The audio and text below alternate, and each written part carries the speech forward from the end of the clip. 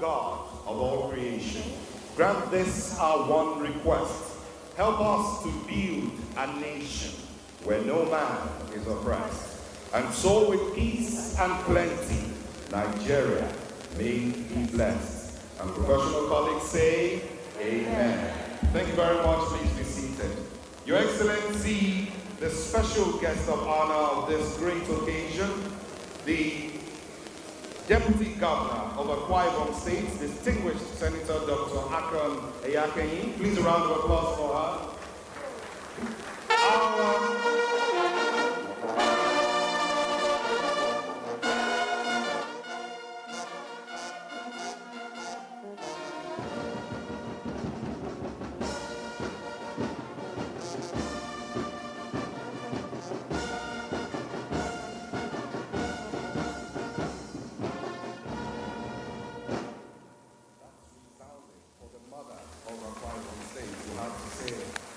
On the stage with us, you will feel the vibration of the drums. I mean, this was excellent. Please give them a round of applause and give our mother a round of applause. Thank you very much, Your Excellency.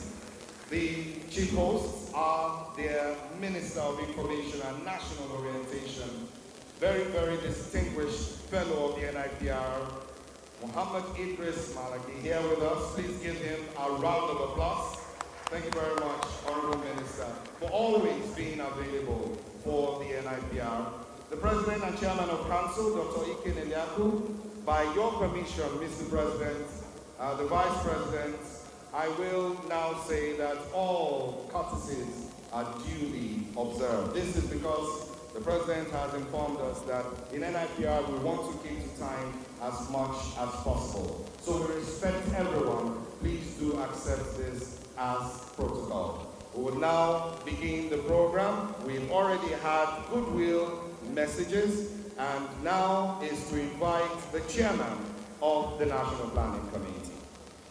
Ladies and gentlemen, please, with a warm round of applause, let's welcome to the podium for his welcome remarks the chairman of the National Planning Committee, NPRW.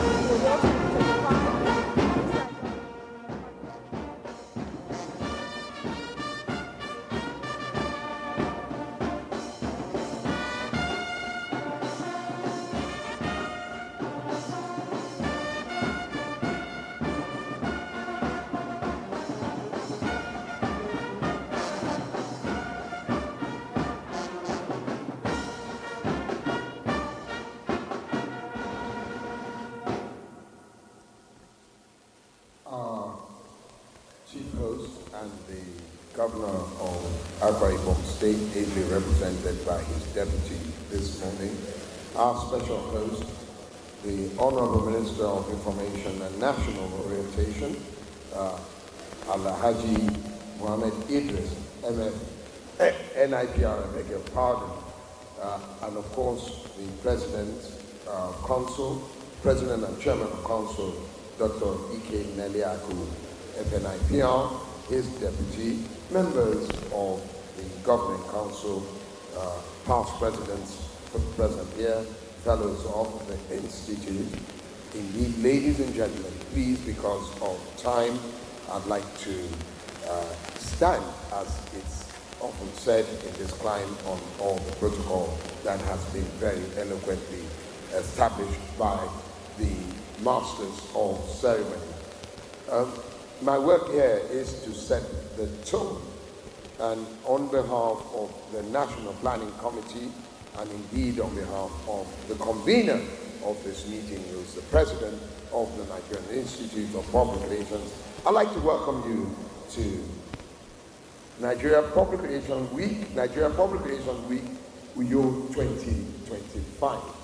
What you see or you're experiencing now is the accumulation of a total of 30 meetings, national planning meetings every Sunday. We start our meeting at 9 p.m. and sometimes it runs well past midnight. One of the things that I'm sure many of us are looking forward to is that our spouses will be happy that this is happening, because we can get our Sunday night back. In planning this, one of the things we thought about was to create an experience. When the President and the Governing Council told us that it will be Uyo, we put our thinking cap on and we realized that it said it is really one of the most hidden secrets of Nigeria. Thank you. And we sent a recce team, we looked around and we felt that, yes, the Governing Council has chosen right. And so we're here today, and we're here for the next 1 week. Over the next 1 week, you'll be experiencing the conference, which will start today, immediately after the opening ceremony. Yesterday, we had the manifesto night. Yesterday, we integrated with the traditional rulers, and then we went to the students at the University of Uyo, coordinating many of them. You will listen to a lot of papers, a lot of presentation, but in the evening, which is the most important, well, let me not say the most important, we have a social activity every evening. This evening, we are going to have a taste of Aqua Ibom, and it will be known as India Abia. India Ibom, I got that right. I'm so sorry. India Ibom, which is a drink and food festival.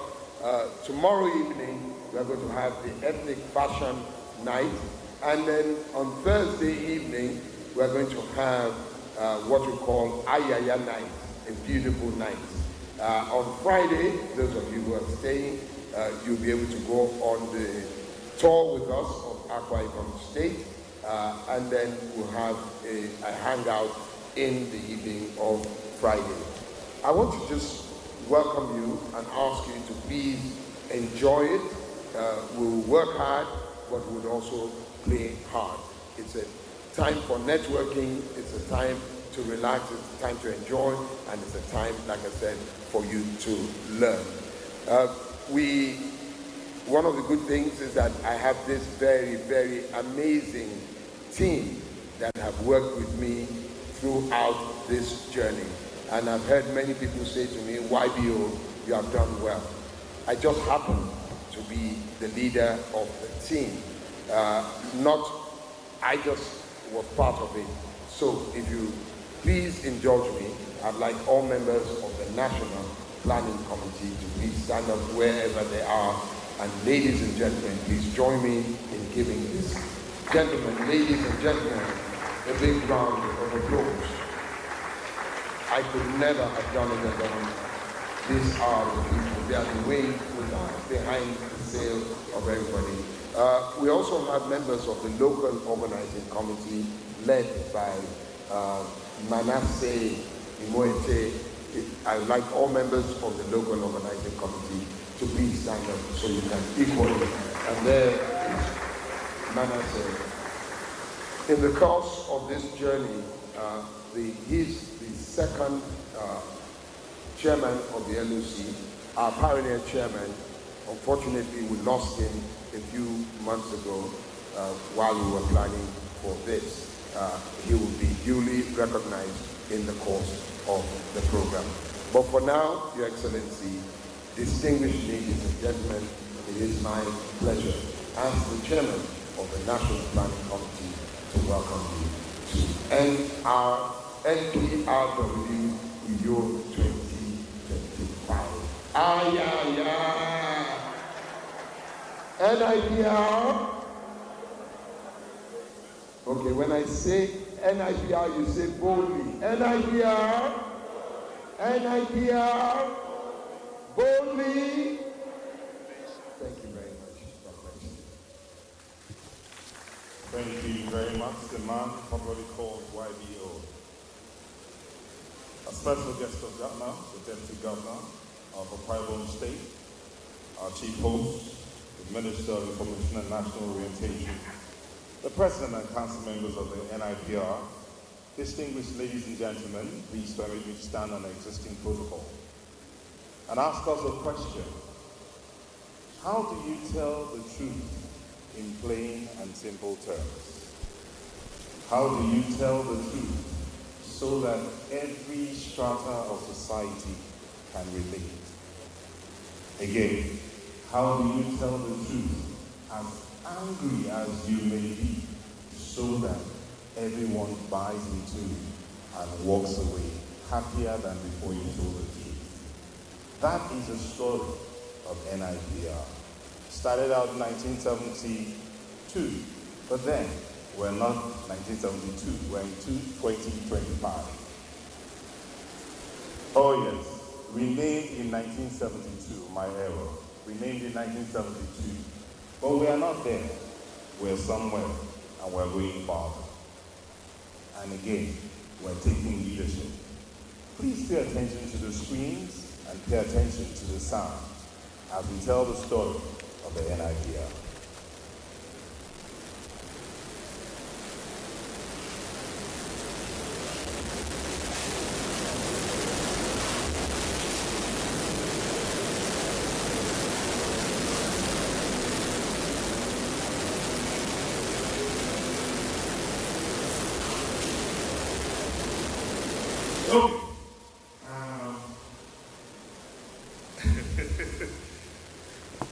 So I was asked to come and answer those questions I asked earlier. How do I answer the questions? Can someone tell me? I'll tell you a story while the technical team is putting this together. There was a story that broke one day. It was an annoying story. Really annoying. Everybody was denying it. And I happened to walk into the office of the Minister of Information. And I asked him a question. This matter of national importance that everybody is denying, did it happen? He said, yes, it happened. I said, and I said, why are you so bold to say, yes, it happened? And he said, that is the basis for us to have peace. When we start from that point, did it happen? Yes, it happened. And it gave me a clearer perspective of what public relations is about. If you go to the village and ask the uneducated, what is public relations? He tells you how to come and shake hands with everybody and everybody is smiling and you go away. But now we are learning, according by the books, how we will go about shaking the hand and telling somebody your mouth is smelling and the person will hug you after you say my mouth is smelling. That is public relations, in layman's terms. Sometimes difficult, sometimes fun, but at the end of the day, as YBO said earlier, we work hard, we play hard, but we tell the truth at all times. Are we ready for the story now? All right. I understand that history will be played later on, but until then, have fun. Thank you. Thank you very much for your time.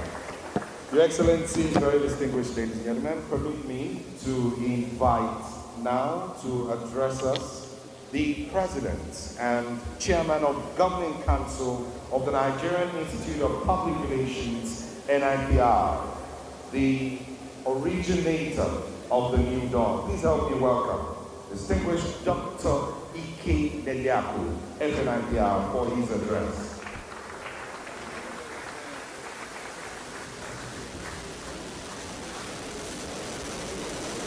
Mr. President.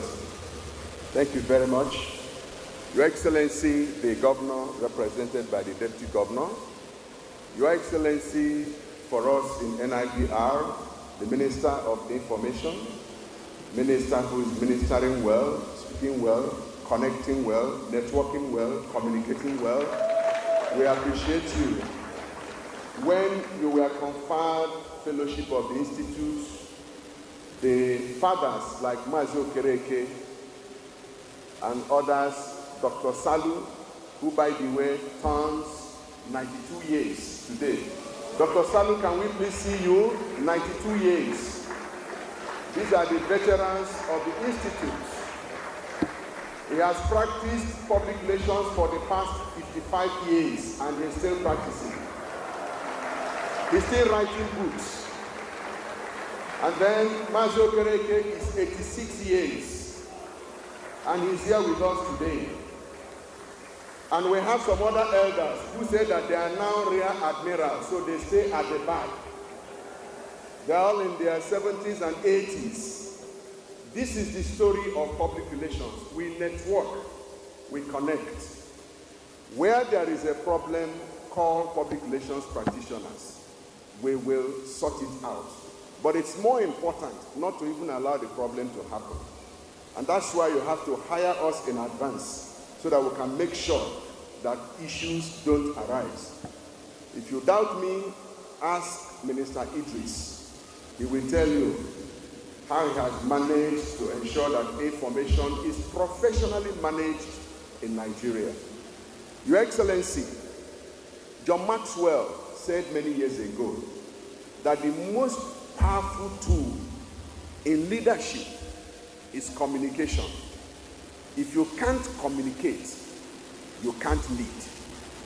And this is what we have taken a bit far by establishing the University of Public Relations and Leadership in Nigeria. Like somebody said earlier, the first in the world. And for us, we believe that the challenge of leadership in Nigeria is partly due to lack of effective communication. Because leaders don't take responsibility in sharing their views and their visions with those they are leading. They assume that they know what the people want. And in some cases, they fail to lead because they have not done their homework. Your Excellencies, our country is going through what I call transition. We are a nation in transition. But what bothers me as a public relations practitioner is how we are perceived by the international community, and more importantly, how we are perceived locally by our own people. I just came back from Venice, and I'll conclude with this. I went to Venice to defend Nigeria's hosting of the 2026 World Public Relations Forum, which has been given to Nigeria.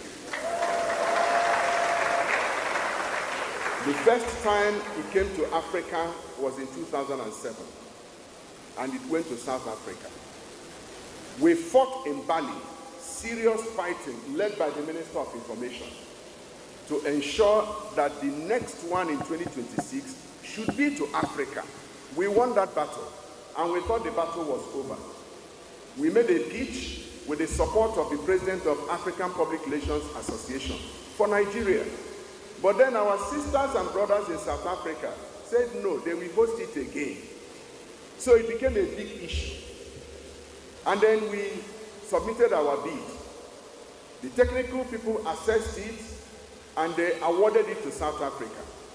What was the reason? They said Nigeria is not safe. What was the other reason? They said Nigerians don't have tourism potentials. That people don't enjoy what they enjoy in South Africa. And the South African guys were very clever. They took it to Cape Town, where they want people to go and enjoy.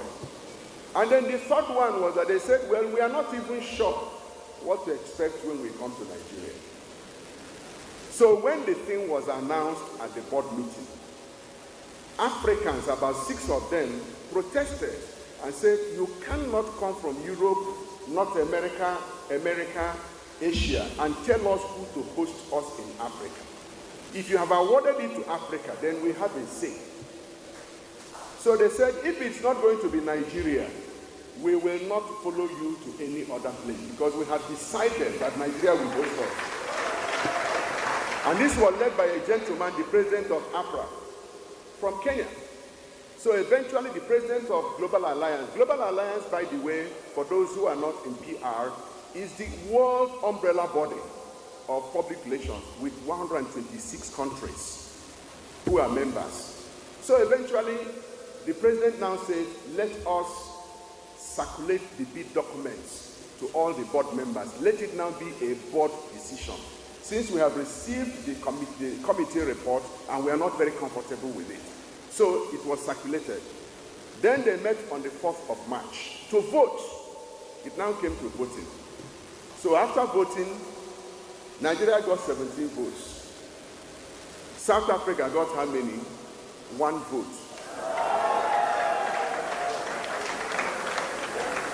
1 vote. And that's how it was awarded to Nigeria. But it didn't end there. They now appealed and said they needed to understand why they should lose the bid. So I had to now go to Venice to go and explain why they should lose the bid. And we had a 57-slide presentation to make. By the time we finished, nobody was in doubt that every other country in Africa is a gateway.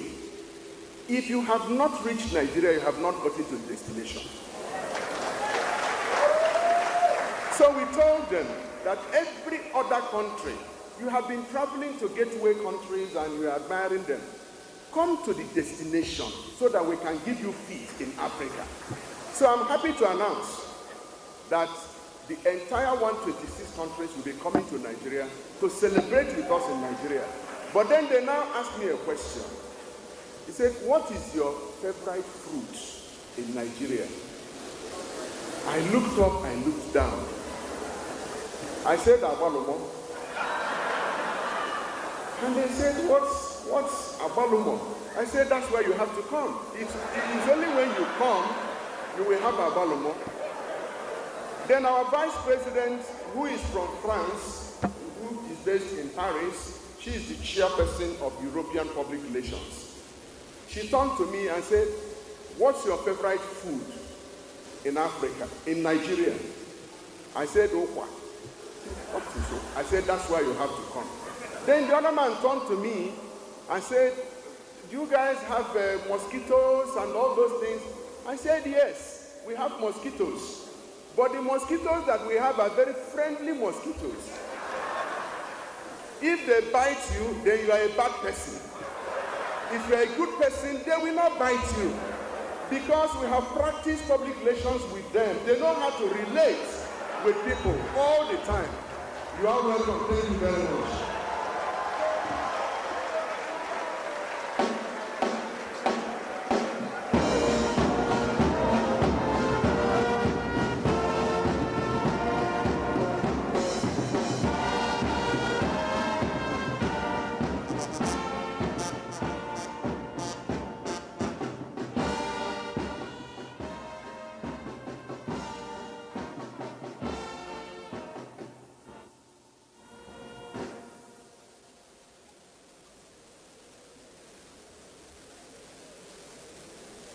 So come 2026, Agbalumo for breakfast, Ukwa for dinner,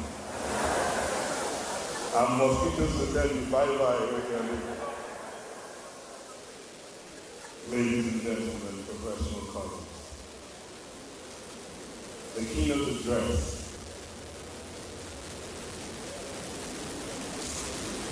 and the presenter.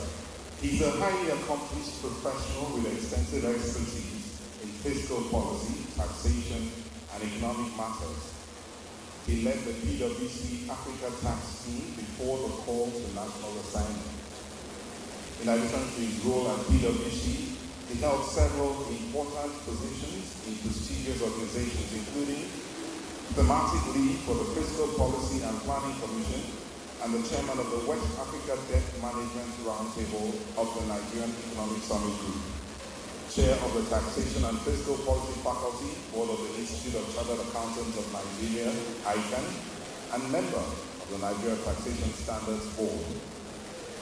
He also served as a member of the Ministerial Committee on the implementation of Nigeria's national tax policy. He is an alumnus of the London School of Economics and Political Science, Yale University and Harvard Kennedy School of Executive Education. He's a guest lecturer at the Lagos Business School and the founder and president of Impact Africa Foundation. Ladies and gentlemen, please welcome for the keynote address, Mr. Taiwo Oyedele, FCA, chairman of the Presidential Committee on Fiscal Policy and Tax Reform. Please put your hands together for him.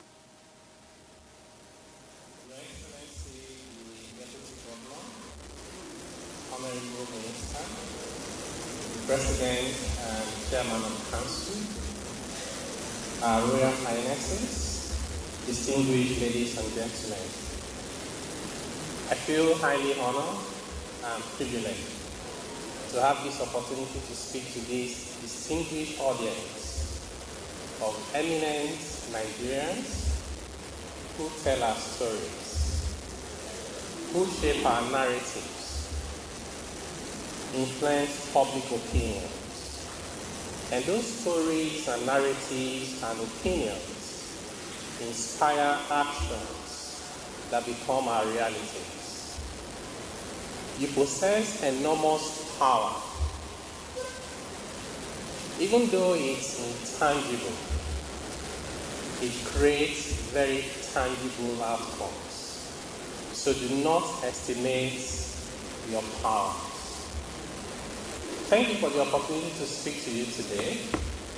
I have some slides. Hopefully the engineers or technicians will be able to bring them up. But in the interest of time, I will start. I've been asked to speak about Nigeria's current economic outlook and tax reforms with some perspectives on the extractive industry, including oil and gas. And I said it has to be really very thoughtful for this group to come up with issues that are very important to our country, particularly at this time. So thank you for your thoughtfulness. I'll quickly speak to the overview and context. I like the tagline of Bloomberg. It says, context changes everything. I'll give you some highlights of the tax reform and give you my perspectives on the extractive industry before I conclude and tell you my call to action, which means after all is said and done, what should we do about it? I have a question on one of the slides. It's not up yet, but I'll just read it and let you reflect on it. And it says, in your informed opinion, which of these options best describes Nigeria today? Number one, Nigeria is a rich country with rich people. Option two, Nigeria is a rich country with poor people. Option three, Nigeria is a poor country with rich people. Option four, Nigeria is a poor country with poor people. And there's option five, which is, I'm not sure what the answer is. And you don't need to answer, but reflect on it. While reflecting on it, pay attention to number one, your opinion. Number two, informed opinion, not just your opinion, and Nigeria today. When there is facts to be said, it's a question of whether you are right or you are wrong, because you can't be entitled to your own facts. But when there's a context and you need to provide perspective and opinion, this is really where it counts. It has to be informed opinion. It was Harlan who said, you are not entitled to your opinion. You are entitled to your informed opinion, because no one is entitled to be ignorant. So I'll start by giving you the context for our country. One thing I've said before, and I will say again, is that Nigerians love their country, but sometimes they cannot separate the love for their country from the fact that they do not like their government. And when things are not working, they amplify them. When they tend to be working, they totally ignore them or play down. That is not the right way. The right way is to be truthful, is to be honest, and is to be balanced. So, Nigeria has been undergoing some painful but necessary reforms and they're beginning to yield results. We have those where we call them work in progress because we're still working at them, including the exchange rate recovery, convergence, and stability. I personally hold the view that Naira should be under 1,000 to the US dollars for very, very compelling reasons. Inflation remains sticky and high, and that is putting more people into poverty, and so is the cost of doing business. We have declining decent jobs. Officially, our unemployment rate is around 5.3%, but we have poverty rate that is much higher, which means people are working so hard, but they live in poverty. So we must find decent jobs. Our interest rate environment is so high, you can hardly do any legitimate business and turn profit after borrowing at 40%. We have insecurity challenges, and we can do better with our social cohesion. We can, of course, improve on public financial management, policy coordination, and public communication. These are areas of work in progress. But the areas where we're beginning to see the positive signs. Nigeria now has a trade surplus and balance of payment. That is huge. Inflation globally is slowing down, which means the tendency for central banks around the world to cut interest rates, and therefore Nigeria, has increased. Our budget deficit is declining as a percentage of GDP, and we're spending more now on infrastructure. Our tax to GDP ratio, this is very important, has improved from just about 10% in 2023 to more than 13.5% at the end of 2024, an increase of more than 3.5%. This is something that some countries will accomplish in about 10 years. We did it in 1 year. And our debt service to revenue ratio, as of 2022, we spent nearly 100%, almost all of the revenue of the federal government, just to service debt. We're not paying back the debt, we're servicing them. As at the end of 2024, that ratio is now under 40%, and that is remarkable. Governments, the federal government has paid down and has stopped using waste and means, which is printing money to spend. That's one of the major reasons for the inflation we are dealing with today. The past administration printed more than 30 trillion naira to spend. Our crude oil production is rising, so also is gas. We have started refining locally. We have positive outlook for Nigeria's rating. They are improving our ratings because they see the outlook is positive. Our capital market is doing well, can do better, and we are receiving foreign exchange inflows. One thing that is common to all I've said to you is that most of the things I've said are intangible. And you're going to ask me, how does that change the price of bread and garri? But without these intangibles, the tangibles will never happen. So this is healing the nation so that the nation can take care of the people. So we must celebrate the progress we make without being complacent, because we know there's still a lot of journey ahead. Let me tell you about tax and the fiscal reforms. Nigeria's fiscal space is constrained, which means we don't have the resources to do the things we have to do. Okay, the slides are up now. Thank you. All right, thank you very much. We do not have the resources to do the things we have to do, and the tax system is not conducive for sustained growth. We're working so hard and getting so little to show for it. And a lot of that is down to the fiscal system, the policies, and the taxation that we have, including regulations. We have low tax to GDP ratio. We have high debt service to revenue ratio. Budget deficit is rising. We over-rely on oil revenue. Our tax policies promote inequity and unfairness, particularly for low-income earners and small businesses. We have incentive systems that create distortions. If you are very close to the powers that be, you get waivers. If you are not, you are on your own. How do we compete? Our tax laws are very old and archaic, and therefore ambiguous, difficult to implement and comply with. with multiplicity of taxes anywhere you turn. Our tax administration could be better, more integrated with better collaboration. So we work together as a unit, as a people, as a nation, reducing the cost of compliance and the cost of administration so we preserve more revenue to take care of our people. And we need to modernize the system.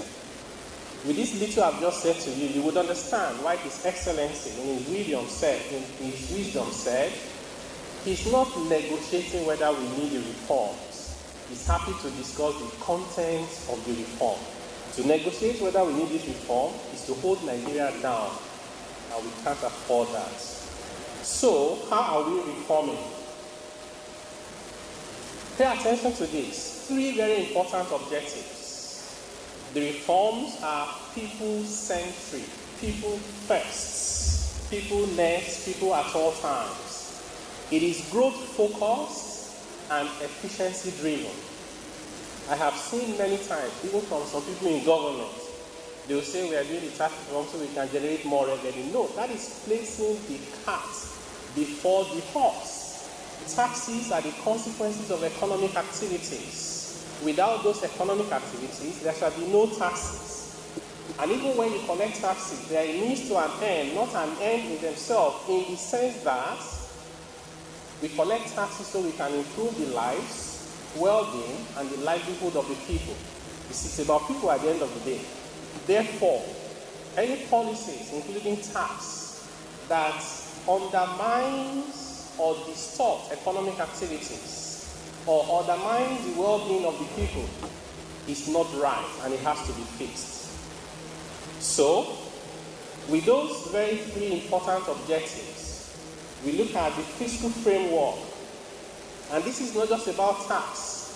It's a question about how do we manage our finances, our revenue, our debt, our spending. What are we spending money on in terms of priority of spending? What is the quality of spending? Revenue transformation goes beyond tax. How do we deal with oil and gas, natural resources, solid minerals, government-owned enterprises? NMPC should be earning us between $10 to $15 billion every year. How about government assets? Sports commission, stadia everywhere, NICOS has real assets in every local government. How can we get value from those assets? Economic growth and facilitation and competitiveness. How can we remove the fiscal impediments? Why don't we have many Nigerian companies as multinationals? So that when the price of oil goes down, we don't panic because dollars will come from our trade and services to the rest of the world. How do we enhance policy coordination? For the tax changes, many of you may already be following the US and President Donald Trump. Just because of tariffs alone, the world is upside down, and tariffs are part of taxes. It tells you the power of government policies. If you use them right, they can transform. If you use them wrongly, they can destroy. Luckily for our country, we have decided we will use them the right way. We want our tax rules to be modern. We want them to be progressive, protect the poor and low-income earners, and let the rich people pay a little bit more. Eliminate taxes on investment. It does not make sense to tax investments and capital before you have started. Why don't I wait for you to make money and we share in your prosperity? That is why Mr. President said we shall no longer tax seed. We will wait for the fruits and share in that fruit that you have made. That is very fundamental. Our incentives have to be rationalized so that for every ₦1 we spend, we don't create economic distortion and we get value that is more than the ₦1 expenditure. Then we have growth enablers. How are we going to improve growth? Remove fiscal constraints. Address structural issues. If you are carrying yarn from the north and you are coming to the south, we spoke to truckers and their budget is between 500,000 naira to 700,000 naira per trip. They're stopped more than 20, 30, 40 times. 3-5 here, 2-8 here, it adds up. When you get to Lagos or somewhere else, the poor man cannot afford yam anymore because of a lot of multiple taxes, including illegal ones. We can stop that. We also have exemption for small businesses. And how do you encourage informal sector to formalize? Our informal sector is huge. But guess what? The way we design the tax system today is that it does not make economic sense to formalize. If you're a very honest Nigerian who wants to do everything right, and you run an enterprise, it's called Taiwo Enterprises, the maximum personal income tax you pay is less than 19%, even if you make $1 billion naira. But guess what? Register that same business as Taiwo Limited the following day. Your personal income tax rate, your income tax rate goes up to effective of more than 40%. So the question is, you have an economy with large informal sector, but you've created structures and policies that discourage them from formalization. That's a self-inflicted thing. These reforms are addressing those problems. Our deliverables, like I said, is beyond taxes. We have developed a national fiscal policy to guide our country on issues like how we spend our money, issues around subsidy, who should be subsidized, issues about the environment, governance, social issues, and so on and so forth. Budgetary reforms. How do we enhance our fiscal federalism so we can empower the subnational to deliver more dividends of democracy and harmonize the tax system? Our key performance indicators include enabling environment, policy coordination, fair taxation, responsible borrowing, and sustainable spending. And you see some of the other benefits. I won't go through them because of time. There are enormous benefits for every stakeholder, whether you are a large or small business owner, whether you are a household, whether you are rich or poor, whether you are an individual, young or old, and also for government across all levels will benefit. Because you asked me to share perspectives on the extractive industry, so I thought I should do so in a way that is slightly different from what you may be expecting, which is that there is always this talk about Nigeria over-reliance on oil and gas, and we need to diversify away from oil and gas. That's wrong in my perspective. Even the oil and gas itself requires diversification, because there are loads of other things we should be doing. We just started refining, but there's a lot more we can do. That sector can be the springboard for our transformation. We can use that to invest as a country to have sovereign wealth fund in hundreds of billions of naira. But we also have solid minerals. Do you know that every state in Nigeria has at least one solid mineral? We're just scratching the surface. By the way, that question I asked you earlier on about whether Nigeria is rich people, poor people, and all of that. Do you know that our oil reserve, crude oil, proven reserve, is more than 37 billion barrels? Our gas reserve is more than 200 trillion cubic feet. That's more than equivalent of 30 billion barrels of crude oil. If you combine just those two, don't add solid minerals yet, and you just do $60 per barrel, do you know that what we have under our feet in Nigeria is worth more than $4 trillion US? But it's under the ground. So which means we must find an efficient way of bringing it out, and bringing it out fast.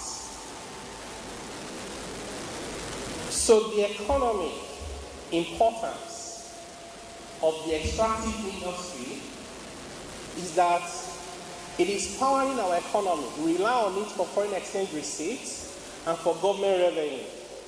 But there's a lot more we can do.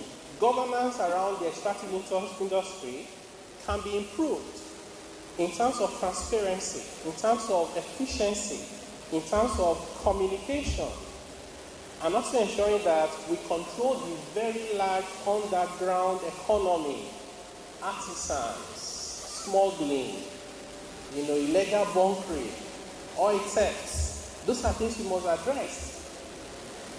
And someone was saying one good thing about gas is that it cannot be stolen. Nobody will steal gas. So maybe we should also focus as well on gas. And the fiscal framework we have around the extractive industry is that we have issues around taxes, royalties, levies, licenses, but there are also issues around who should control it, the state or the federal. And I say as a Nigerian, you know I'm not really too bothered about whether it's federal, local government or state. I just want results. When my life is not working well as a Nigerian, I don't blame local, I don't blame state, I don't blame federal, I just blame the government because we are one people. Key challenges include revenue thefts or resource theft, I should say, including insecurity, limited value addition to the endowment that God has given us, as well as weak enforcement, conflicts, and environmental issues. And finally, we have opportunities. We can't just identify problems and walk away. No, there are huge opportunities, like diversification in the extractive sector itself. Do you know Nigeria has rare earths, minerals, that is driving the world's technology and innovation? We have lithium, we have uranium, and they're just all over the place, waiting for us to get ready and start bringing them out. By the way, sometimes we need to act on time. It used to be that diamond was very expensive. Until recently, they invented diamond from the factory, and the price of diamond crashed. That is the cause of delay. So we can't afford to delay anymore. We have the opportunity to use these resources God has given to us to create sovereign wealth like Norway, like Singapore, and a few other countries. And in fact, we must pay attention to the fact that beyond these solid minerals, we are also blessed with solar. We are blessed with wind. China is currently generating, listen to it, over 1 million megawatts of electricity from solar and wind. 1 million. Nigeria is at 6,000. If we can just generate 1/10 of what China generates from wind and solar alone, that will be more than 100,000 megawatts. There will be constant power supply. But you know we have the solar, right? And we have the wind. We just need to harness those opportunities. I will close by giving you, okay, they're even reminding me it's time, yes. Don't worry, I'll be done now. Another thing, and I've been saying this, that Nigeria must develop a national strategy for the extractive industry, including oil and gas. You know the talk in town is that fossil fuel is dirty. Let's move to clean energy. But if you look at what is on the screen, this tells us that even by 2050, right, about 25 years away, even though in the energy mix, renewable energy will take a larger proportion than today, but even fossil fuel that we will consume by year 2050 will be more than the one we are consuming today, because the global demand for energy would have increased. So someone somewhere must be investing in oil and gas, otherwise the world will be in trouble by 2050. This is why I like the strategy of Saudi Arabia. They said, we'll continue to produce oil, we'll produce gas, we'll do so responsibly. I think Nigeria should do the same thing. In conclusion, we can build a prosperous Nigeria together. For us to have shared prosperity, we must embrace shared responsibility. In that sense, the government must provide a conducive and investment-friendly environment. Investors and businesses must play by the rules and contribute positively to the economy. The people of Nigeria must behave responsibly and be patriotic as citizens, putting national interests first at all times. And as public relations practitioners, you have a very important role to play. You must be informed yourself and be balanced and develop a narrative that builds Nigeria, not breaks it apart. Having said that, I will close with these quotes by Nelson Mandela, who says, "May your choices reflect your hopes and not your fears." The hope that you have for yourself, the hope that you have for your country, Nigeria, should drive the actions you take. When you're reporting, when you're developing narratives, when you're telling Nigeria's story, ask yourself always, am I telling this to build Nigeria up, or am I doing it to tear Nigeria apart? I pray it should be the former and not the latter. Thank you very much for paying attention to me. And I'll say Nigeria Ayaga.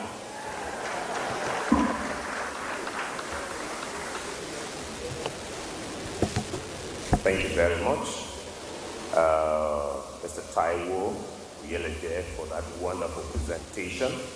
Your Excellencies, the Honorable Minister for Information, Mr. President, members of Council, very distinguished guests, fellow practitioners, ladies and gentlemen, on the heels of that, in this year's NPR Week, the President and Council members have approved that we honor 3 persons posthumously.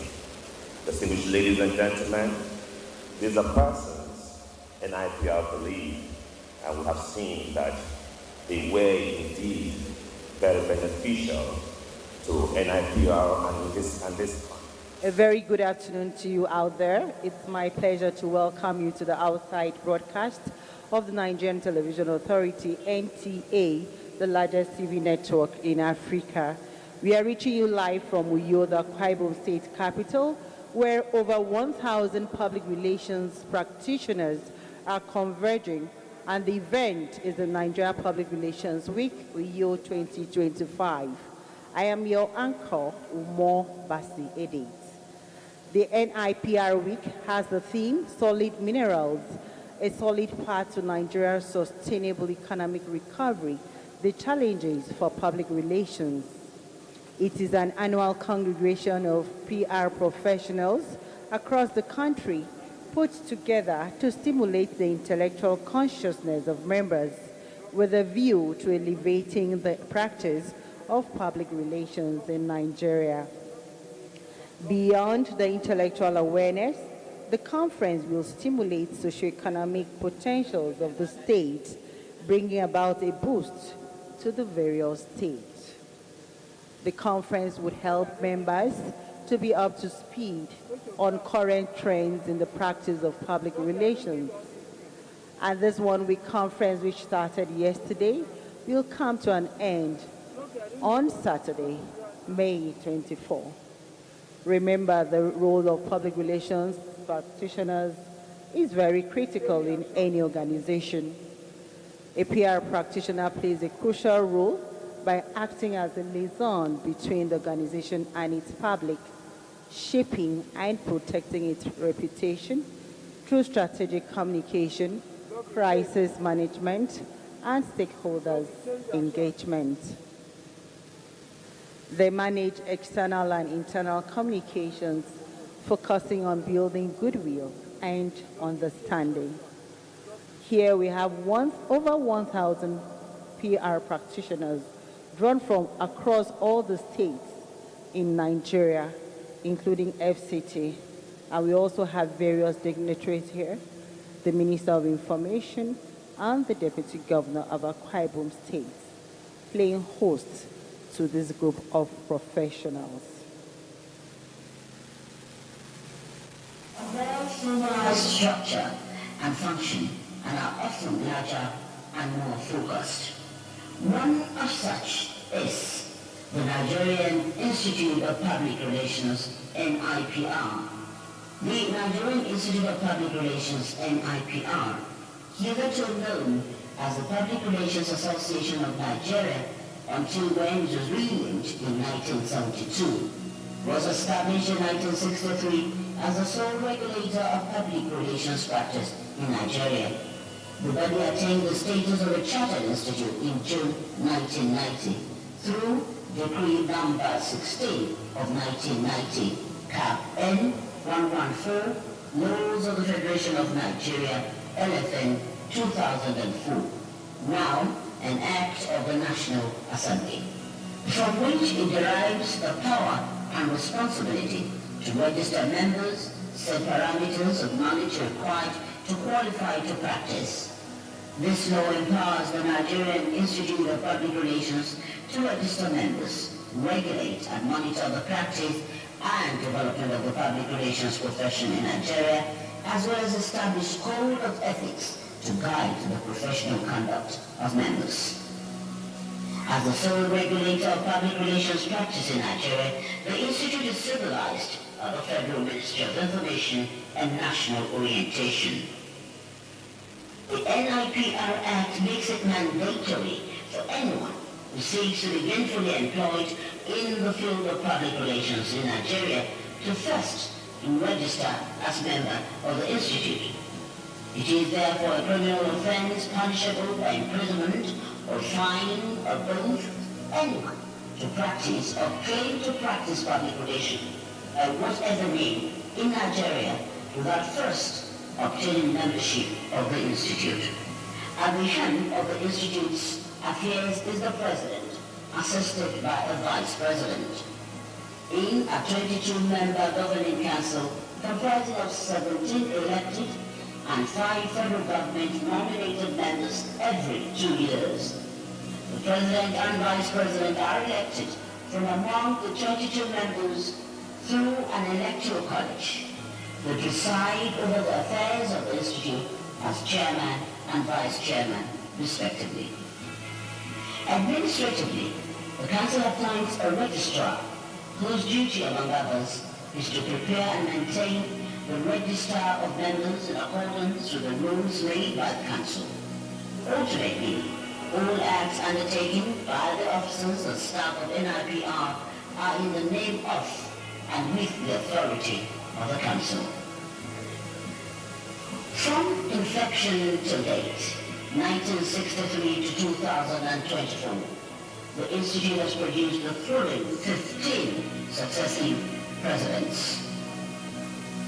Dr. Sam Ebele, 1963 to 1968, Chief Kamu Ofonri, 1968 to 1972, Toya William Harry, 1972 to 1976, Alhaji Ikhas Yakubu, 1976 to 1980, Chief Bob Ugwabu, 1980 to 1984, Chief Alex Akieli, 1984 to 1988, Mazi Mai Okereke, 1988 to 1993, Alhaji Sambu Muhammad, 1993 to 1998, Chief Jibade Oyekon, 1998 to 2001, Senator Bobo Brown, 2001 to 2005, Professor Ike Wosu, 2005 to 2009,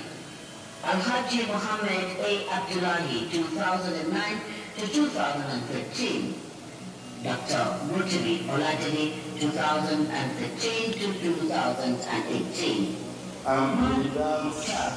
Zubairu Siraju, 2008. Thank you. I have the permission of the President because of timing.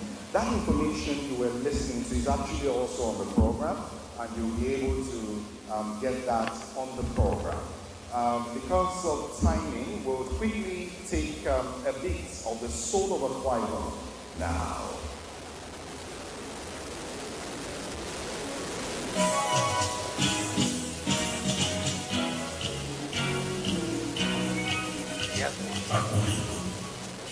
This beautiful land is a tourist delight, but the one is here to explore, relax, or soak in the peaceful atmosphere. There's always something magical waiting for everyone. The land is green and serene.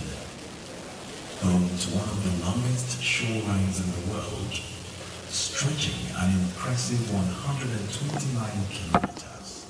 Kimono Beach is a crown jewel of West Africa's coastline, perfect for sunbathing, picnics, and soul-soothing walks.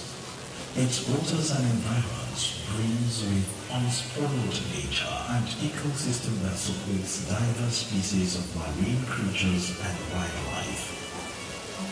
Nestled by the beach, just a few meters from the shoreline of Upeneka, is one of the oldest churches in the world, an iconic tourist delight, the Kwaili Church.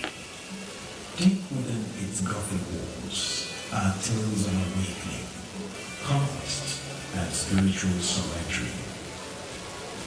This is Ikorabasi, the popular Ukaiwa beach.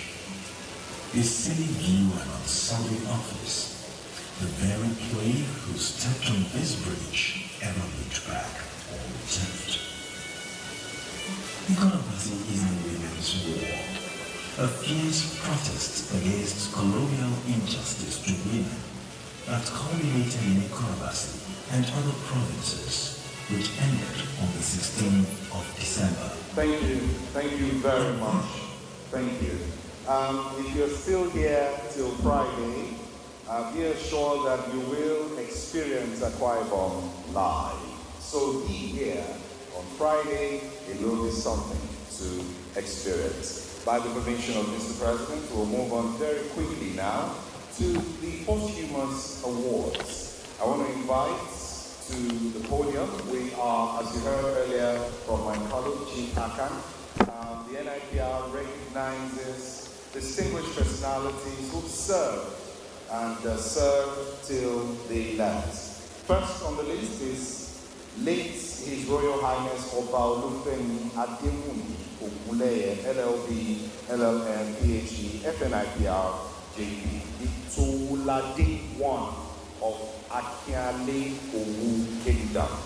To receive this, we invite distinguished fellow Akin Kudeko and Council Member Tope Adaramola to please come forward quickly to receive this, as I'll be inviting Mr. President to present this. And while they come, let me tell you that late His Royal Highness Oba Olufemi was a prominent Nigerian, a chartered public relations practitioner, and one who did greatly for public relations. Distinguished ladies and gentlemen, I present to you this great journalist to be presented with posthumous award.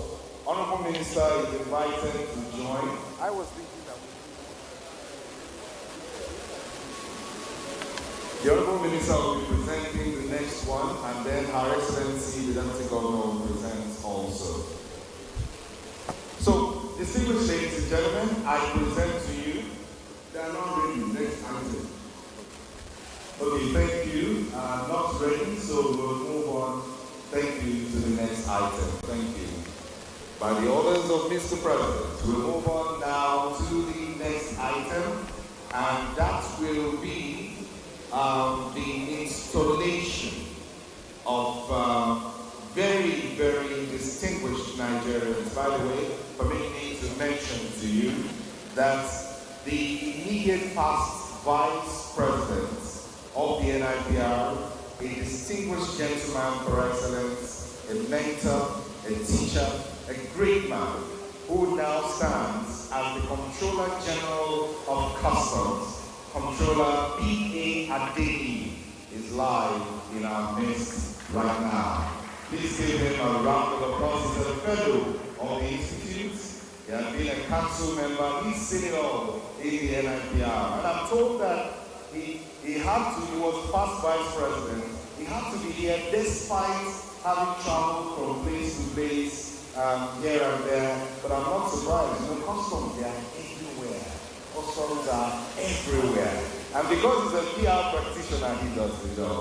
So please would welcome the registrar to quickly lead the proceedings. Mr. Registrar, to come forward.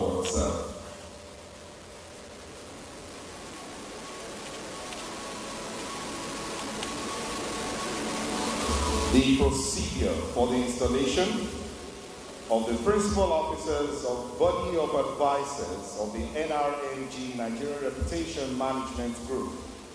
Secretary, Body of the Advisors will be coming first. Thank you, Mr. Dr. Dr. Kopo. The Deputy Governor here present, my minister, my senior brother, the President of the Nigerian Institute of Public Relations, Vice Presidents, Past Presidents, Council members, fellows. May I humbly inform this gathering that on the 118th meeting of the Council of the Nigerian Institute of Public Relations, Council considered and approved the nomination of Dr.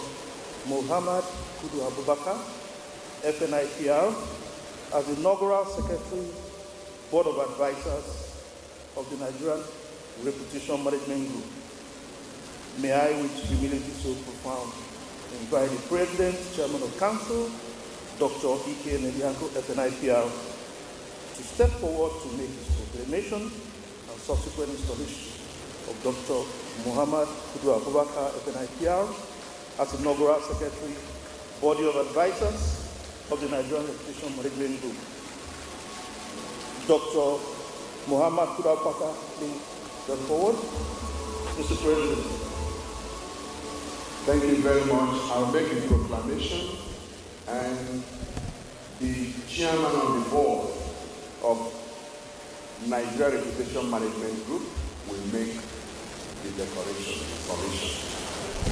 As many of you will recall, on the 15th of October 2024, NIPR, with the support of our parent ministry, the Ministry of Information, unveiled the Nigeria Reputation Management Group. And the essence is that for a long time, the reputation gates of Nigeria has not been properly mapped. We now have to take responsibility to work with our minister to support him to ensure that we are consciously and deliberately managing the reputation of this country. This is a great nation. It's only those who don't understand what is in this nation that will undermine Nigeria. This is a conscious effort by the institutes to henceforth drive the reputation and identity of Nigeria. So, Dr. Muhammad, congratulations.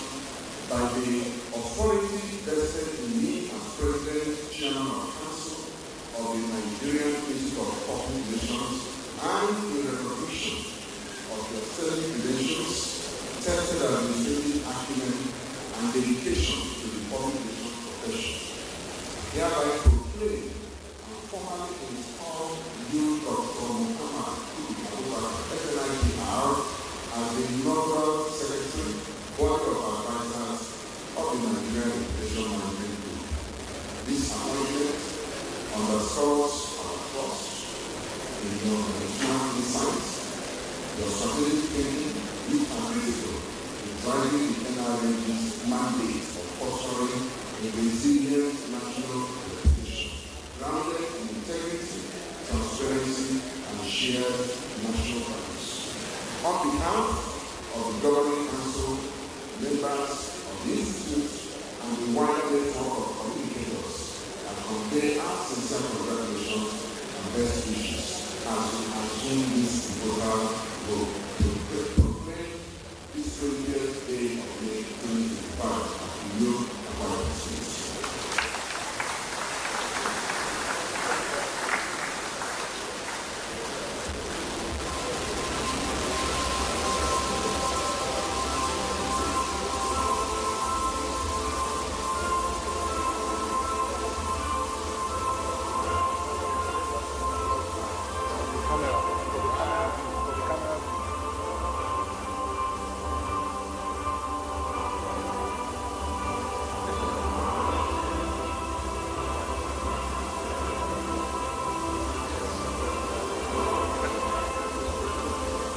Can we see you? need to call Mr. President. Okay. Mr. President and Vice President. Yes, you wait. Hold on. Yeah. Even now, you can take one now. Yes.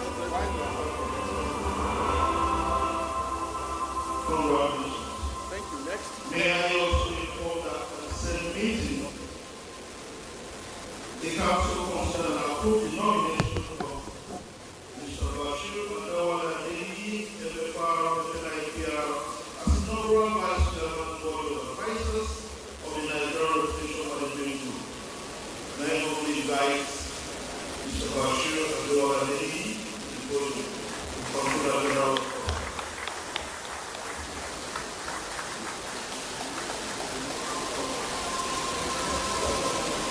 Thank you very much. Particularly for Controller General Adeyemi, we have labored for this. In 2021, he chaired the committee to organize Nigerian Reputation Summit. In 2023, he assumed office as the pioneer chairman that required the formation of the Nigerian Reputation Management Group. So he's been working on this project for the past 6 years. And it's only natural that we will not let him go, in spite of him being very, very busy. By the authority vested in me as President Chairman of the Council of NIPR and in recognition of your distinguished professional record, unwavering commitment to national service, and sterling leadership, strategic communication qualities, I hereby proclaim and formally install Mr. Bashir Adewale in LFR, FNIPR as the inaugural Vice Chairman, Board of Advisors of the Nigerian Reputation Management Group. Installation happening now reflects our confidence in your character, your clarity of purpose, and your dedication to promoting values that inspire national unity, institutional trust, and positive reputation of Nigeria on the global stage. On behalf of the Governing Council members of NIPR and the larger communication family, I extend warm congratulations and best wishes for a successful and fulfilling term. Proclaim this to be the day of May 2025 of your Akwa State.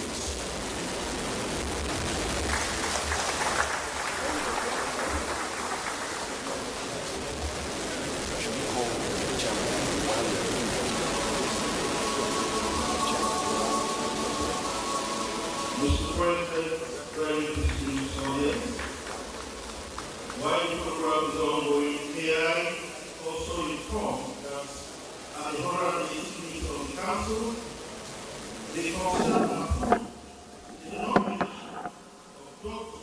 John Momo, OON, FNIPR, as Chairman, Board of Advisors of the Nigerian Reputation Management Group. May I also invite John Momo to the podium.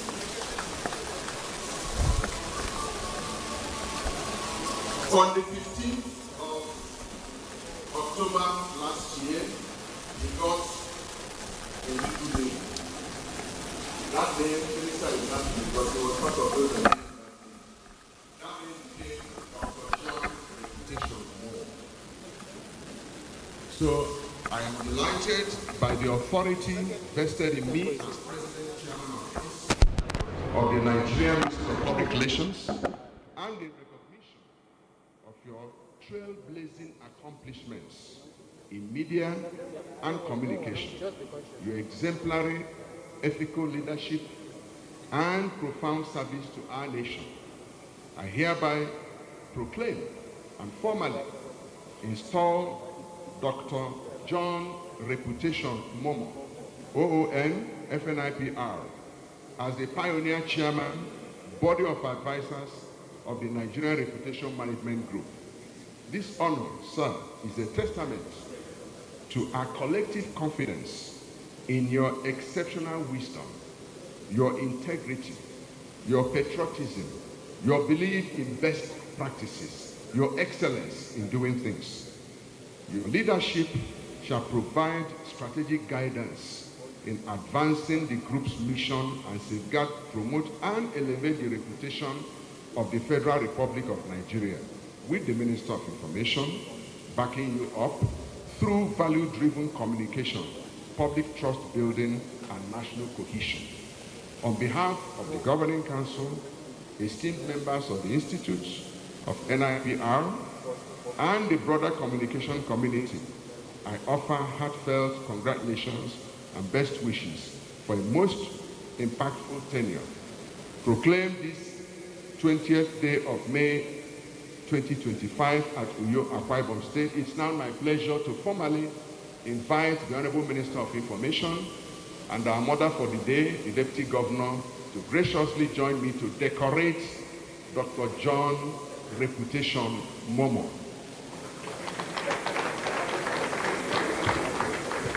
The Honorable Minister is respectfully invited. Honorable Minister of Information and National Orientation, fellow Muhammad Idris Malagi, FNIPR, the special guest of honor, the Executive Governor of Akwa Ibom State, represented by the Deputy Governor of Akwa Ibom State, Senator Dr. Akon Ekane. The decoration now taking place. This is decorating Dr. John Reputation Momo.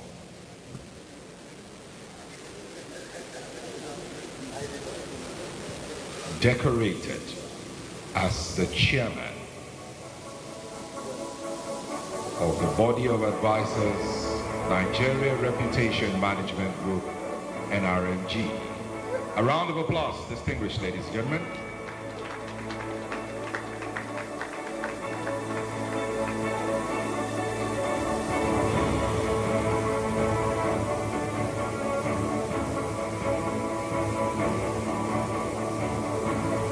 And now, photograph by the full team.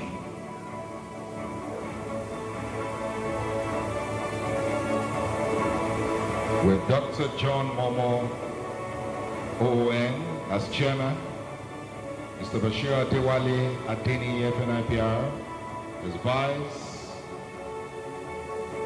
and Dr. Muhammad Kudu Abubakar as the secretary, Body of Advisors, NRMG, Nigeria Reputation Management Group. This is professionalism and excellence at its peak. Shortly, photograph will be taken as we celebrate yet another great innovation. A round of applause of the new bar, the new dawn.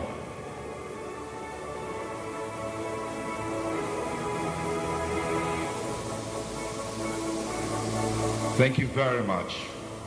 We'll now have a group photograph of the, and we'll now invite the chairman, help me welcome the chairman of the Body of Advisors, NRMG, Nigeria Reputation Management Group, Dr. John Reputation Momo, flanked by the Vice Chairman, Mr. Bashir Adewale Adeni, FNIPR, and the Secretary, Dr. Mohammed Kudu Abubakar. A round of applause for Dr.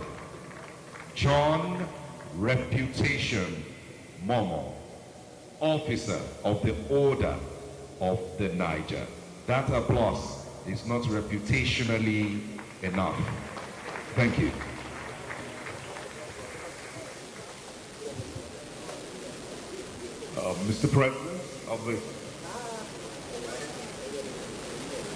Mr. President of the Nigerian Institute of Public Relations, the Deputy Governor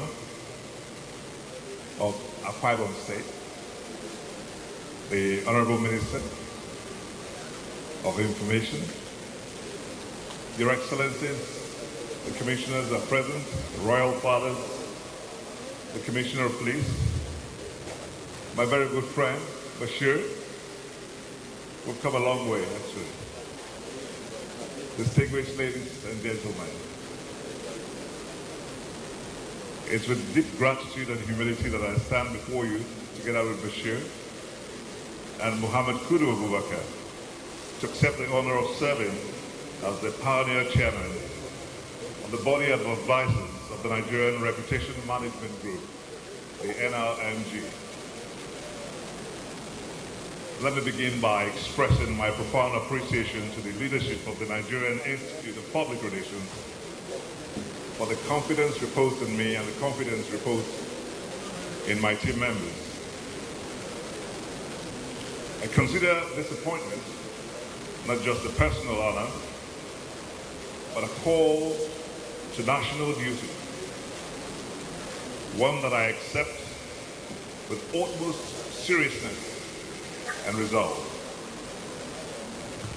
The NRMG represents a bold and timely initiative, an ambitious step by the NIPR to reclaim and reposition the reputation of our great country, Nigeria. At a time when narratives about Nigeria are too often shaped by others and not always in the ways that reflect our true potential, values, and aspirations, the task before us is clear: to build trust, inspire confidence, and project a narrative anchored on truth, progress, and possibility. Reputation, as we all know, is not built overnight. It is forged over time by consistency, credibility, and character. As professionals in communication, we must be the vanguard of a new era, one where facts matter, where context is not lost, and where hope is not silenced by cynicism. In this regard, I'd like to make a sincere plea to our fellow Nigerians, both at home and in the diaspora, especially those who may feel disillusioned or disappointed by the state of the nation. We understand your frustrations. They are real and they are valid. But let us remember that we do not uplift our country by tearing it down with our words. Every negative post, every careless comment, every harsh generalization, especially when amplified globally, further erodes the very image we all help to improve. Instead, let us speak with constructive courage. Let us build, not to break. Let us share the stories of innovation, resilience, creativity, and excellence that abound within our borders and among our people. The task of restoring Nigeria's reputation is not that of government alone, it's the responsibility of us all. This responsibility is especially pronounced in our use of social media, one of the most powerful tools of our time. We must use it not only to express our opinions, but to amplify the good in our society, promote truth, support national initiatives, and counter misinformation. So let our digital footprints reflect a sense of duty to our nation, even when we hold it to higher standards. Our reputation is a collective asset. We must each do our part to protect it. That said, this collective effort must be matched by a serious, consistent commitment from those in leadership. We cannot build trust in Nigeria's image if those entrusted with the responsibility to govern do not lead by example. When institutions function with fairness and competence, citizens become the first ambassadors of their country. When leadership inspires trust, the people follow with pride. The credibility of a nation is only as strong as the credibility of its leaders. But I am confident that the caliber of men and women assembled within this body of advisors, respected patriots, thought leaders, and seasoned communicators, we can shape the conversation around Nigeria, not just as it is, but as it can be. So let me assure you that I will bring to this role my full commitment, guided by the values of integrity, collaboration, and excellence.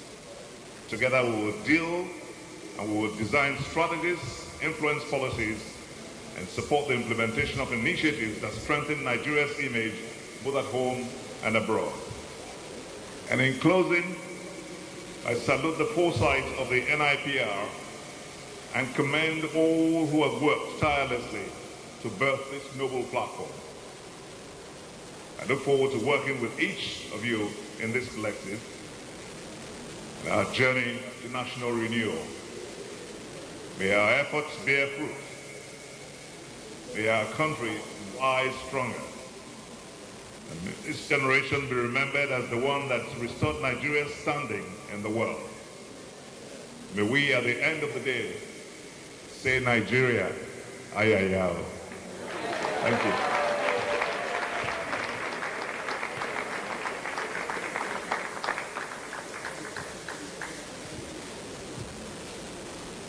I thought it was only the president who could actually order me, or the deputy governor, or the minister. But my friend is ordering me to ask all members of the board to get up, and I will gladly accept.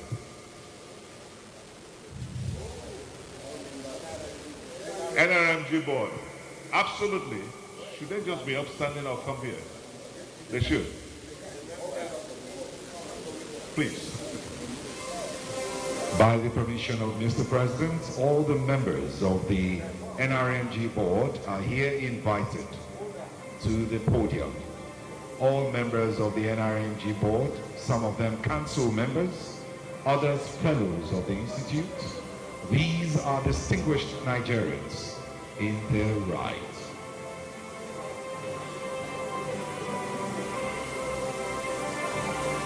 Photograph with Mr. President and Vice President and the Chairman of the Board. Can you confirm, gentlemen, that the arrangement is okay? Yeah. Yeah. Yeah, this way. It's wider this way. It's wider this way. Standing before you for photograph are members of the NRMG. A curve, yes, a curve. Yeah, a curve. A curve. Members of the NRMG standing for photograph. A balance, as you can see. Nigeria represented, women represented, men represented, youth represented. This is a reputation committee par excellence. Give them a round of applause. We will now invite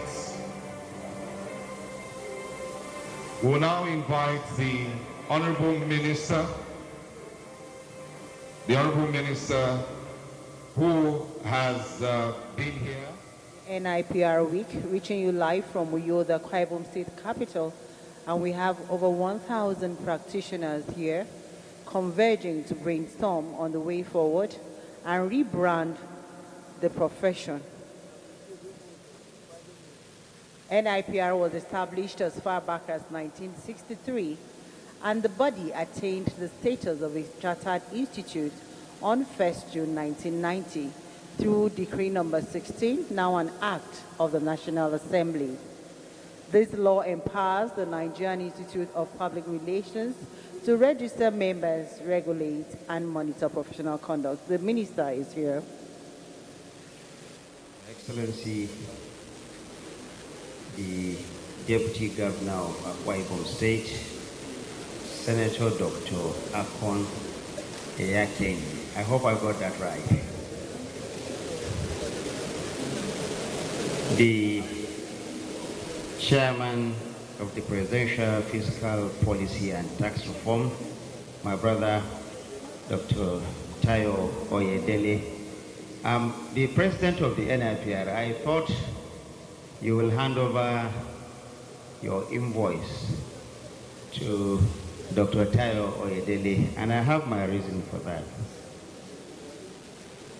Early in January this year, when the tax reform issue became extremely contentious, I remember I was in London and I had to speak with you, President, that we needed to do something. At that time, apart from the modest contribution of Channels Television through a town hall meeting, there was no any very seriously organized engagement as fast as we could tell. And that perhaps led to some cynicism that we saw trailing that exercise. And I recall I had to talk to Dr. Ayodele, who, though could not come in person, sent someone to Kaduna for the first very seriously organized town hall, bringing together all the various stakeholders. Of course, this was coming after Channel Television had done its own. And I know that things began to change from that day. When I was talking to Dr. Ayodele, I was trying to explain to him what is NIPR and what they represent. So today, I didn't even know the time he came to Akwa Ibom to an NIPR function, haven't seen what the NIPR has done. So thank you for being converted, Dr. Ayodele, and the President, please ensure that he becomes at least an honorary member of this board. The President, Nigerian Institute of Public Relations, the former presidents here, our elders, I can see Dr. Salu and Mr. Mike Okereke. Thank you, sirs. When we joined the NIPR nearly 30 years ago, we were looking up to you. And I'm glad that today you are looking up to us. We have elders here. By the way, the NIPR is very addictive. Once you get into it, there is no exit for you. And that is why, despite all the tight shadows of the minister or the Controller General of Customs, you find a way of coming here. My older brother, the former minister from my state, Ambassador Dada, who hasn't been in it for as long as we have been, but it appears he has become much more addictive.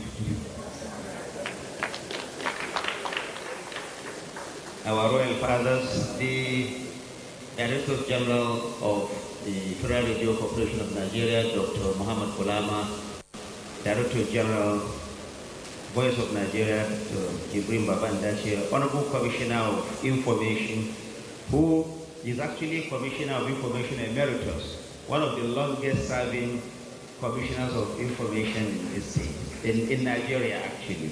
He's been in that role for 9 years, nearly a decade now. Thank you for all that you have done. Thank you, fellows of the Institute, the people on my right. It's difficult to call your names one after the other. The Commissioner of Police and the Force PRO.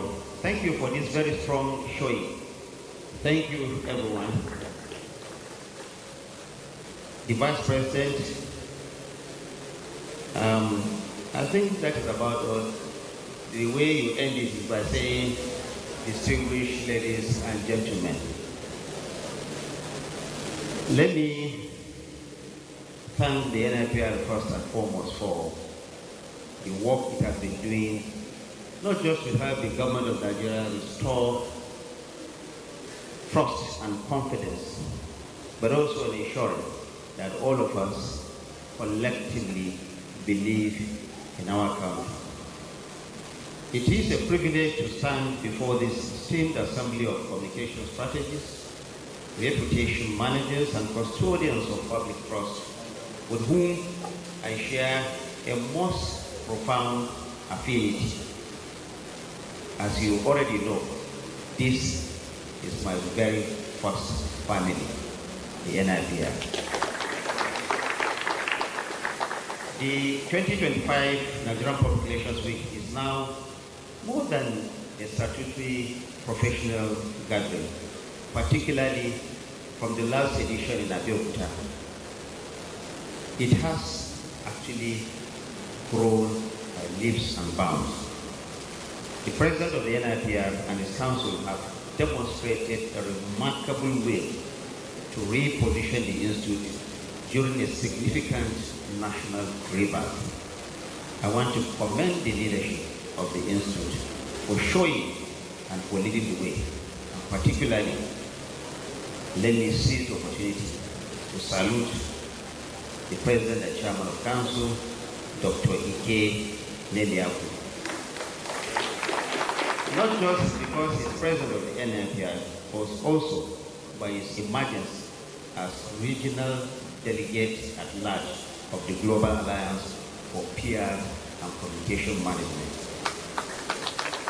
Under your leadership, Dr. Neliaku, public relations practice and impact have gained significant acclaim at home and outside Nigeria. Sometimes I wonder where this energy is coming from.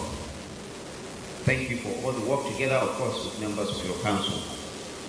The theme of this year's event, Harnessing Public Relations for Nigeria's Economic Renaissance, evidently speaks to the NIPR's appreciation of its strategic role in a nation of over 200 million people, endowed with human and material resources, and now undergoing the most consequential reform under President Bola Ahmed Tinubu's renewed hope agenda. Distinguished ladies and gentlemen, permit me to posit with every ounce of conviction that the renewed hope agenda is steadfastly paving the way for Nigeria's economic renaissance, and it is for us as public relations practitioners to match the moment by strategically deploying our persuasive, values-driven and inclusive communication mechanism in galvanizing our population, both at home and abroad, to participate in the reawakening of an economic giant. I'm happy with the words of Mr. John Momo. You can't, at a time that you are inviting the world to come to you, also be telling the world that your country is not ready for them. You cannot promote your country if you continue to say bad things about your country. Of course, constructive criticisms are always welcome, but you cannot, just because you have what is called press freedom, keep away responsibility that comes with it and say whatever bad thing you can think of about your country. I'm calling on all Nigerians, the young and the old, the media professionals, and everyone. We must come together and speak good about our country. This is the only country that we have. If you think that someone is going to come from somewhere to make this country good for you, you are making a big mistake. It is for us as Nigerians to recover our senses and look at this country as the only place that all of us have, and therefore work towards making it the dream country that all of us want to have. A week from now, the Tinubu administration will be 2 years in office, marking a period of unprecedented investment in infrastructure, agriculture, security, and human capital, among others. At midterm, progress reports are bound to emanate from all quarters, but a pragmatic look at the Tinubu administration's performance suggests a definite road to Nigeria's economic renaissance, largely based on fiscal, macroeconomic, and legislative reforms in the energy sector, foreign exchange transparency and stability, tax reforms, and of course, the very defining local government autonomy. Now, of course, these are all works in progress.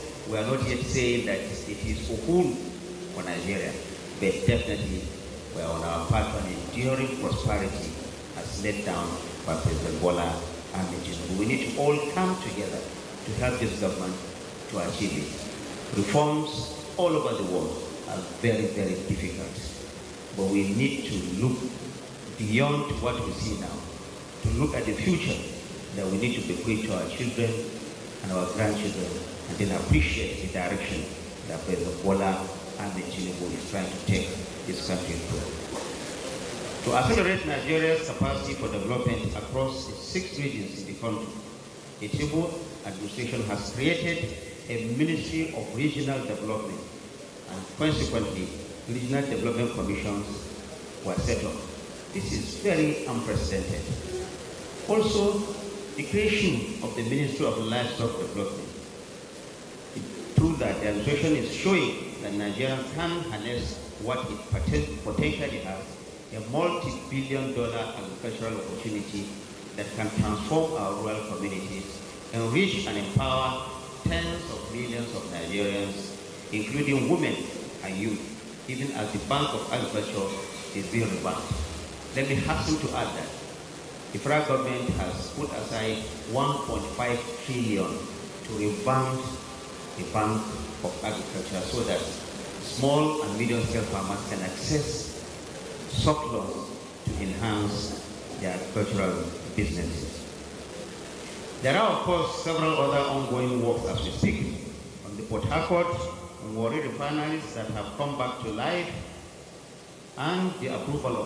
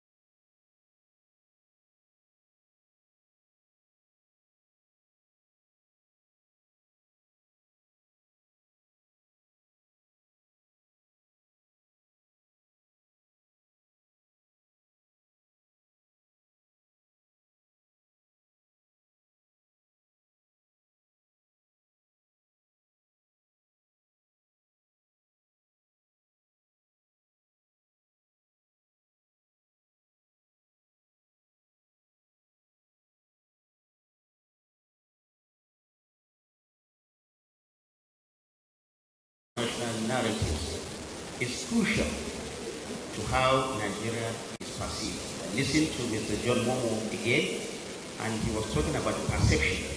Perception, as PR practitioners we know, is everything.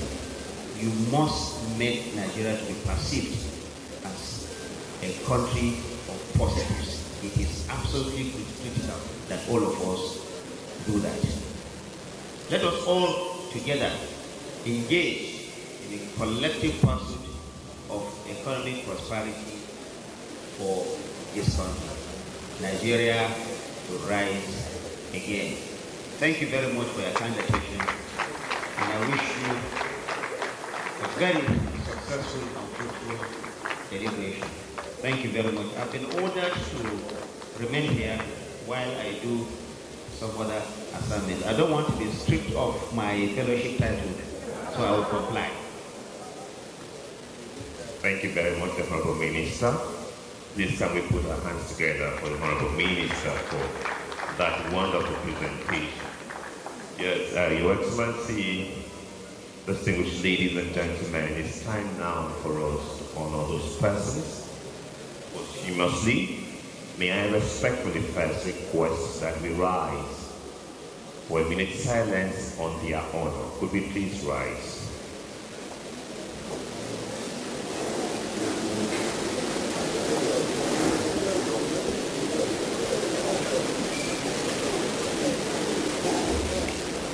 May their soul continually rest in perfect peace. And we take our seats. And then on the heels of that, please take the rest. We invite fellow Aki Kudero, Council Member Tokwe Adaramola, Chairman of Ogun State Chapter, Mrs. Oluwaseun Boye, to please come quickly to receive the posthumous award for His Royal Highness late Oba Olufemi Adewumi Ogunleye.